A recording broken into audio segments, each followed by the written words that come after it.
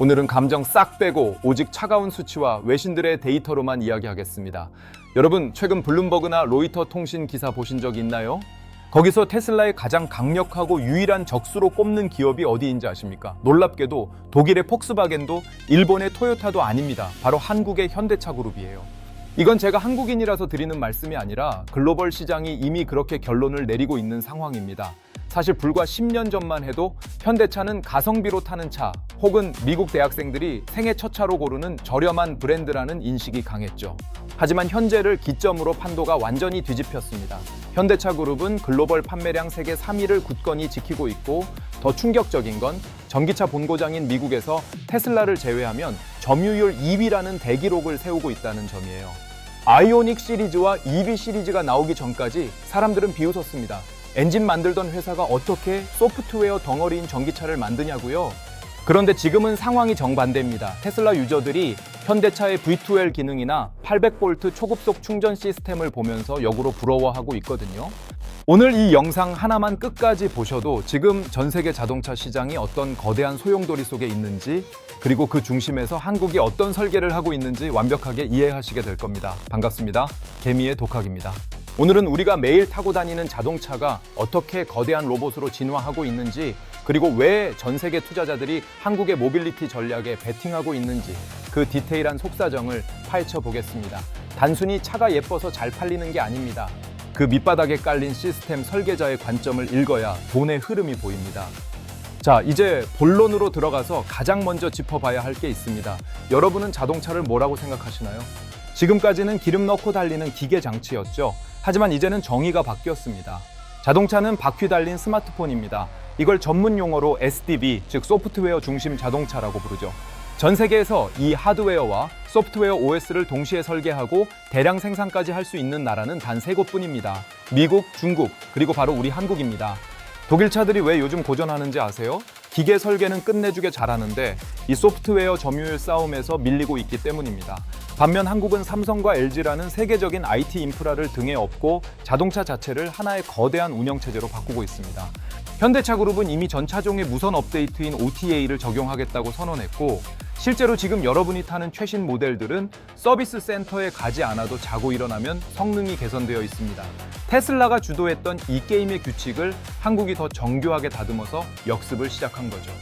그런데 여기서 의문이 생길 겁니다. 소프트웨어가 아무리 좋아도 결국 자동차는 잘 달려야 하는 거 아니냐고요? 맞습니다. 그래서 한국은 하드웨어에서도 압도적인 표준을 만들어 버렸습니다. 바로 EGMP라고 불리는 전기차 전용 플랫폼입니다. 아이오닉 5나 EV6를 타보신 분들은 아실 거예요. 실내 공간이 말도 안 되게 넓죠. 이게 단순히 디자인을 잘해서가 아닙니다. 엔진이 사라진 자리를 어떻게 활용할 것인가에 대한 철학 자체가 다르기 때문입니다. 특히 800V 초급속 충전 시스템은 현 시점 전기차 기술의 정점이라고 봐도 무방합니다. 보통 전기차 충전할 때 40분, 1시간씩 기다리는 게 고역이잖아요. 그런데 한국의 이 플랫폼은 18분 만에 80%를 충전합니다. 테슬라의 슈퍼차저보다도 산술적으로 2배 가까이 빠른 속도예요. 이건 단순한 편의 기능이 아니라 기술 표준 전쟁에서 승기를 잡았다는 증거입니다. 실제로 워즈오토라는 세계적인 기관에서 선정하는 10대 엔진 및 동력 시스템 상을 한국 전기차 시스템이 4년 연속 휩쓸고 있다는 팩트 알고 계셨나요? 해외 전문가들은 이미 한국의 전기차 하드웨어 완성도가 테슬라를 추월했다고 평가하기도 합니다. 물론 테슬라의 자율주행 데이터는 무섭지만 제조 품질과 충전 속도, 그리고 사용자 편의성이라는 측면에서는 한국이 이미 새로운 표준을 제시하고 있는 상황이죠. 하지만 여기서 끝이 아닙니다. 진짜 무서운 건 지금부터예요. 여러분, 자율주행차 하면 여전히 테슬라의 오토파일럿만 생각하시나요? 만약 그렇다면 여러분은 지금 엄청난 변화의 절반을 놓치고 계신 겁니다. 테슬라가 오직 카메라 렌즈에만 의존해서 길을 찾는 일종의 독불장군식 전략을 취할 때 한국은 완전히 다른 길을 선택했거든요. 더 안전하고 더 확실하고 더 똑똑한 길 말입니다. 그 구체적인 정체가 무엇인지, 그리고 왜 구글과 우버 같은 거물들이 한국의 자율주행 기술력에 주목하고 있는지 다음 이야기에서 바로 확인해 보시죠. 이제 진짜 소름 돋는 데이터들이 쏟아집니다. 자, 그럼 테슬라와는 완전히 다른 길을 걷고 있는 한국의 자율주행 이야기로 바로 넘어가 보겠습니다. 여러분, 자율주행하면 가장 먼저 뭐가 떠오르시나요? 아마 대부분은 테슬라의 화면을 떠올리실 거예요. 그런데 테슬라의 방식은 일종의 도박에 가깝다는 비판도 적지 않습니다. 오직 카메라 렌즈만으로 세상을 보거든요. 사람의 눈처럼 말이죠. 하지만 사람은 착각을 하잖아요.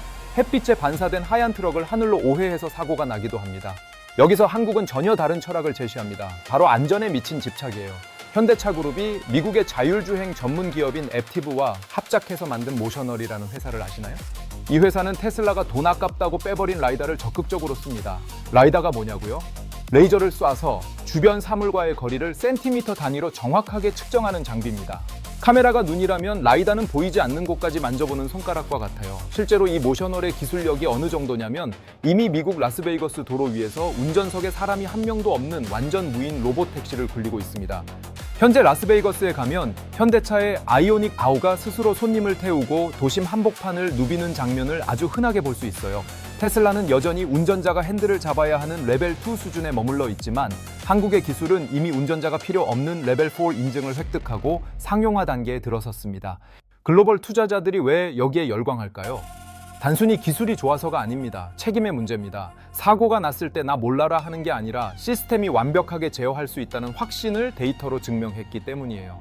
테슬라가 수백만 대의 차에서 쏟아지는 방대한 데이터를 학습시키는 양적인 승부를 한다면 한국은 단 한 번의 사고도 허용하지 않는 질적인 승부로 판을 흔들고 있는 겁니다. 그런데 여기서 궁금증이 생길 수 있어요. 라이다는 너무 비싸지 않냐고요? 맞습니다. 예전에는 레이저 장비 하나에 수천만 원을 호가했죠. 하지만 한국은 여기서 제조 강국의 면모를 유감없이 발휘합니다. 부품 계열사인 현대모비스를 통해 이 비싼 장비들을 대량 생산해서 단가를 획기적으로 낮추는 공정을 완성해버렸거든요. 남들이 연구실에서 이론을 따질 때 한국은 공장을 돌려버린 겁니다. 이게 바로 무서운 점이에요. 자, 그런데 자율주행이 단순히 차가 스스로 가는 것에서 끝날까요? 아닙니다. 여기서 진짜 소름 돋는 연결고리가 나옵니다. 여러분, 보스턴 다이내믹스라는 회사 들어보셨죠? 공중제비를 돌고 춤을 추는 노란 로봇계 스팟을 만든 그 회사 말입니다. 처음 현대차가 이 회사를 인수한다고 했을 때 전 세계 언론은 비아냥거렸습니다. 차 만드는 회사가 로봇 장난감을 왜 사냐고요. 하지만 그건 아주 1차원적인 생각이었습니다. 현대차의 속내는 따로 있었거든요. 자동차의 자율주행 뇌와 로봇의 팔다리를 결합하는 겁니다. 최근 공개된 차세대 휴머노이드 로봇 아틀라스의 전기식 모델을 보셨나요? 기존의 유압식과는 비교도 안 되게 부드럽고 강력합니다. 그런데 놀라운 사실은 이 로봇의 관절 역할을 하는 핵심 부품, 즉 액추에이터를 자동차 부품 만드는 기술로 양산하고 있다는 겁니다. 이게 왜 중요하냐면 로봇 한 대에 수억 원 하던 가격을 자동차 생산 라인을 활용해 수천만 원대로 떨어뜨릴 수 있다는 뜻이거든요. 집집마다 로봇 한 대씩 두는 시대, 그 시대를 여는 건 구글도 오픈 AI도 아닌 바로 제조 시스템을 가진 한국이 될 가능성이 큽니다. 자동차 공장에서 차를 조립하던 로봇이 퇴근해서 우리 집에 와서 가사 노동을 돕는 모습, 이제 더 이상 SF 영화 속 이야기가 아닙니다. 실제로 현대차는 현재 싱가포르에 있는 글로벌 혁신센터에서 로봇과 인간이 함께 차를 만드는 미래형 공장을 가동 중입니다. 여기서 쌓인 데이터는 다시 자동차의 자율주행 알고리즘으로 들어갑니다. 로봇이 복잡한 공장에서 장애물을 피하며 부품을 나르는 기술이 도로 위에서 아이를 피하는 자동차의 기술과 정확히 일치하기 때문이죠. 결국 한국은 바퀴 달린 로봇인 자동차와 다리 달린 로봇인 휴머노이드를 하나의 거대한 생태계로 묶고 있는 셈입니다. 테슬라의 옵티머스가 기대를 모으고 있지만 실제 공정에서 수만 명의 노동자를 돕고 데이터를 쌓아온 한국의 실행력은 이미 저만치 앞서 나가고 있습니다. 자, 그런데 도로 위만 복잡한 게 아니죠. 출퇴근 시간 막히는 강변북로나 올림픽대로를 보면서 누구나 한 번쯤 생각했을 겁니다. 그냥 하늘로 날아가 버리면 안 되나? 하고요. 그런데 그 상상이 생각보다 훨씬 빨리 현실이 되고 있습니다. 한국이 준비 중인 다음 카드는 지상이 아니라 바로 하늘에 있거든요. 우리가 곧 타게 될 그 비행체의 실물과 서울 하늘이 어떻게 바뀔지에 대한 아주 구체적인 로드맵을 지금 바로 공개하겠습니다. 아마 보시면 입이 떡 벌어질 거예요. 출퇴근길 꽉 막힌 강변북로나 올림픽대로에서 핸들 잡고 한숨 쉬어본 적 다들 있으시죠? 저 차들만 없어도 아니 차라리 날아가면 얼마나 좋을까 하는 상상 말이에요. 그런데 그 상상이 이제 곧 서울 하늘에서 현실이 됩니다. 한국이 준비 중인 다음 카드는 지상이 아니라 바로 하늘에 있거든요. 현대차 그룹의 미국 독립법인인 슈퍼널이라는 이름을 기억해 두세요. 이 회사가 공개한 차세대 기체 SA2를 보면 우리가 생각하던 헬리콥터와는 차원이 다릅니다. 프로펠러가 8개나 달려 있는데 소음은 식당에서 대화하는 수준인 45dB밖에 안 돼요. 아파트 층간 소음보다 조용하다는 뜻입니다. 도심 한복판에서 이착륙해도 민원이 안 들어올 수준으로 기술을 깎아낸 거죠. 여기서 핵심은 한국이 단순한 비행기 제조사가 아니라는 점입니다. 한국은 이 하늘길을 하나의 통합된 플랫폼으로 설계하고 있어요. 여러분, 집에서 나와서 목적지까지 가는 과정을 생각해 보세요. 집 앞에서 자율주행 셔틀을 타고 UAM 터미널인 버티포트로 이동해서 하늘길로 슝 날아간 뒤 다시 도착지에서 공유 킥보드나 로봇 택시를 타는 이 모든 과정이 하나의 앱 안에서 물 흐르듯 연결되는 시스템. 이걸 바로 스마트시티 인프라라고 부릅니다. 지금 국토교통부가 추진 중인 KUAM 로드맵을 보면 소름이 돋을 정도예요. 전 세계에서 가장 촘촘한 5G, 5G와 6G 통신망을 가진 나라가 어디죠? 바로 한국입니다. 하늘 위에서 기체끼리 서로 부딪히지 않게 초고속으로 데이터를 주고받으려면 이 통신망이 필수적인데 한국은 이미 전 국토가 거대한 테스트베드입니다. 서울 전체를 자율주행과 UAM이 결합된 지능형 도시로 바꾸는 프로젝트가 이미 실행 단계에 와 있어요. 그런데 여기서 반문하시는 분들이 있을 거예요. 기술은 좋아도 배터리가 버텨주냐고요? 맞습니다. 하늘을 나는 기체는 에너지를 엄청나게 소모하죠. 그래서 한국은 또 하나의 미친 카드를 꺼내듭니다. 바로 수소입니다. 전기차만으로는 한계가 있는 대형 트럭이나 장거리 비행체에 수소 연료 전지를 박아 넣는 전략이죠. 현대차의 수소 브랜드 H2가 왜 전 세계 수소차 시장 점유율 1위를 달리고 있는지 그 이유가 여기서 나옵니다. 사실 승용차는 전기차로 가도 되지만 40톤짜리 트레일러나 수십 명을 태우고 하늘을 날아야 하는 비행체는 배터리 무게를 감당하기 힘들거든요. 한국은 이미 세계 최초로 수소 대형 트럭인 엑시언트를 양산해서 스위스와 독일에 수출했습니다. 유럽의 까다로운 환경 규제를 뚫고 실질적인 물류 혁명을 일으키고 있는 유일한 나라가 한국이라는 사실, 이거 정말 대단한 데이터입니다. 자, 여기까지 들으면 그림이 그려지시나요?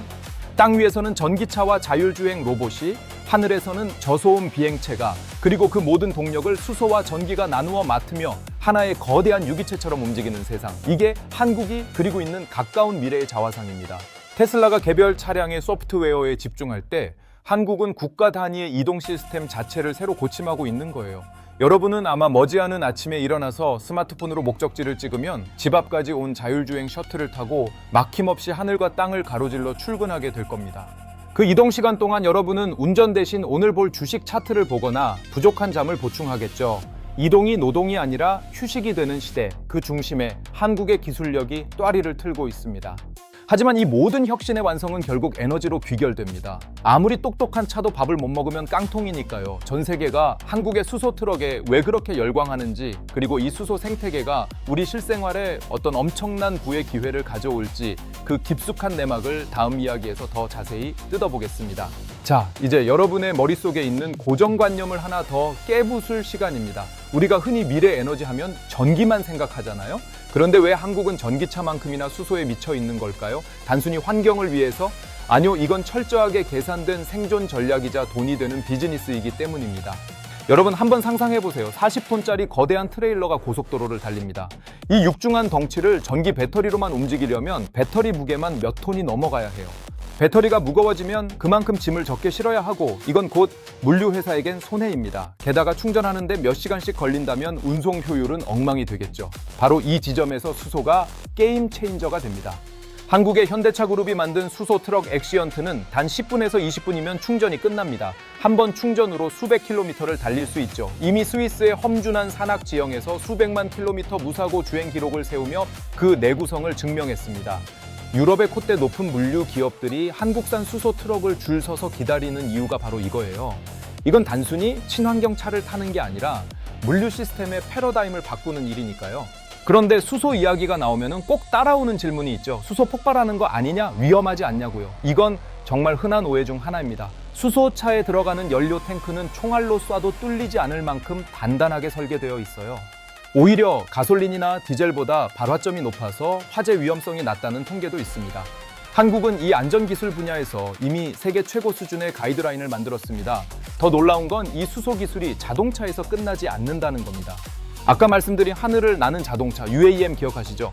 장거리 비행을 하려면 가벼우면서도 밀도가 높은 에너지가 필수적인데, 여기서도 수소 연료 전지가 핵심적인 역할을 할 겁니다. 땅에서는 트럭과 버스가, 하늘에서는 비행체가, 그리고 바다에서는 거대한 선박들이 한국의 수소 심장을 달고 움직이는 시대가 오고 있는 거예요. 현대차는 이걸 아예 브랜드화했습니다.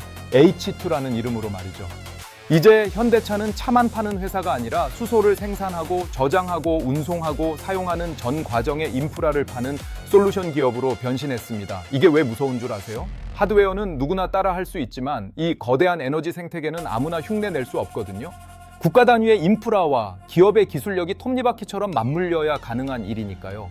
실제로 최근 사우디아라비아의 넘시티 프로젝트나 미국의 거대 에너지 기업들이 한국에 계속 러브콜을 보내는 이유도 여기에 있습니다. 그들이 가진 자본과 한국의 시스템 설계 능력이 만나면 전 세계 에너지 지도가 바뀌기 때문입니다. 우리는 단순히 차를 잘 만드는 나라를 넘어 전 세계 미래 모빌리티의 에너지를 공급하는 중심축이 되려 하고 있습니다. 자, 여기까지 오니 처음에 말씀드렸던 내용이 기억나시나요? 전기차의 완벽한 하드웨어, 테슬라를 앞서는 자율주행의 안전성, 보스턴 다이내믹스의 로봇 기술, 그리고 이 모든 것을 연결하는 하늘길과 수소 에너지까지, 이 모든 퍼즐 조각이 하나로 합쳐지면 어떤 그림이 나올까요? 단순히 편리한 생활을 넘어 우리의 부의 지도와 직업의 미래까지 완전히 바뀌게 될 겁니다.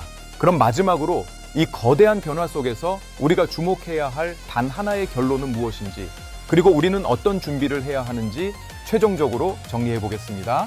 끝까지 집중해 주세요. 이제 진짜 정답이 나옵니다. 지금까지 우리가 살펴본 내용들을 하나로 엮어보면 결국 하나의 결론으로 수렴합니다. 한국은 단순히 테슬라를 추격하는 팔로워가 아니라 이동의 정의를 다시 쓰는 시스템 설계자가 되었다는 사실입니다. 오늘 이야기를 딱 세 줄로 요약해 볼까요? 첫째, 한국은 EGMP라는 플랫폼을 통해 전기차 하드웨어의 글로벌 표준을 잡았습니다. 둘째, 테슬라가 데이터에 올인할 때 한국은 라이다와 로보틱스를 결합해 사고 확률 제로에 도전하는 가장 안전한 자율주행을 완성하고 있습니다. 셋째, 지상의 도로를 넘어 하늘길과 수소 에너지 인프라까지 연결하며 도시 전체를 하나의 거대한 운영체제로 바꾸고 있습니다. 여러분, 머지않은 미래의 아침을 한번 상상해 보세요. 잠에서 깨어나 스마트폰 앱을 켜면 이미 여러분의 일정에 맞춰 자율주행 셔틀이 집 앞에 대기 중일 겁니다. 차에 타서 안전벨트를 매는 대신 시트를 뒤로 눕히고 대형 화면으로 오늘 뉴스를 시청하겠죠. 도심의 정체 구간은 비행 기체가 하늘로 가로질러 날아가고 그 모든 기계의 심장에는 한국이 만든 수소 연료 전지와 고효율 배터리가 박혀 있을 겁니다. 이건 먼 미래의 SF 소설이 아닙니다. 이미 경기도 판교에서, 미국 라스베이거스에서, 그리고 싱가포르의 스마트 공장에서 지금 이 순간에도 벌어지고 있는 실화입니다. 현재 우리가 목격하고 있는 건 단순한 국산차의 성공이 아니라 모빌리티 패권의 이동입니다. 그럼 우리는 여기서 어떤 기회를 찾아야 할까요? 당장 자동차 관련 주식을 사라는 뻔한 소리를 하려는 게 아닙니다. 우리가 주목해야 할 건 연결성입니다. 이제 자동차는 단순한 이동 수단이 아니라 거대한 데이터 센터이자 움직이는 거주 공간이 될 겁니다. 그 안에서 소비되는 콘텐츠, 그 안에서 이루어지는 서비스, 그리고 그 모든 것을 가능하게 하는 에너지 인프라에 어떤 혁신이 일어날지 눈여겨보셔야 합니다. 세상은 생각보다 훨씬 빠르게 변하고 있습니다. 변화의 속도가 너무 빨라서 어지러울 정도지만 그 흐름의 줄기만 제대로 잡고 있다면 우리는 이 거대한 파도를 타고 더 높은 곳으로 올라갈 수 있습니다. 오늘 제가 들려드린 이 팩트들이 여러분의 미래를 설계하는데 작은 나침반이 되었기를 바랍니다. 마지막으로 질문 하나 드릴게요.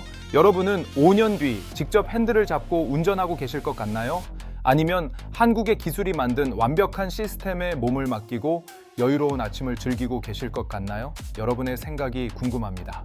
오늘 내용이 도움되셨다면 구독과 좋아요 부탁드리고요. 개미의 독학은 앞으로도 여러분의 지적 갈증을 풀어줄 가장 냉철하고 깊이 있는 팩트로 다시 돌아오겠습니다. 지금까지 시청해 주셔서 감사합니다. 다음 영상에서 뵙겠습니다.